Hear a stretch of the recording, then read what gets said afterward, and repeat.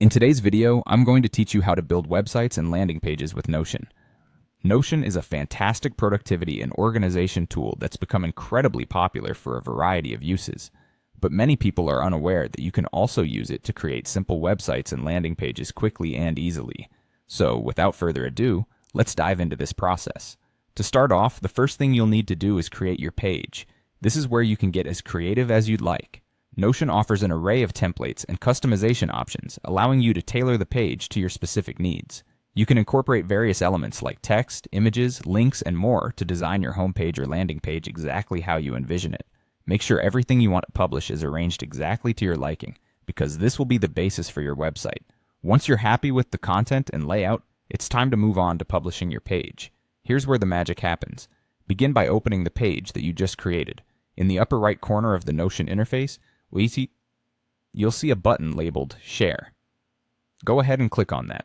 A menu will open up with several sharing options. You'll see a toggle for Share to Web or Publish to Web. Make sure to enable this option. What this does is make your Notion page publicly accessible on the internet, transforming it into a shareable website with a click of a button. The next thing you'll need is the public URL of your Notion page. This URL is automatically generated when you toggle the Publish option, creating a direct link to your newly minted website. Go ahead and copy that public URL. This is the link you'll share with others, whether you're linking it through your social media platforms, embedding it in newsletters, or just sharing it with friends and colleagues. This link essentially acts as the web address for your new site. Just like that, your Notion page is now accessible as a website. It's a straightforward process, but let's recap briefly.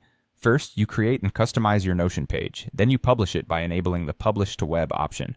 And finally, you copy the public URL to share your website with the world. Now, a few tips to keep in mind. Remember that Notion is continually evolving and adding new features, so keep an eye out for updates that might add more functionality to their publishing options.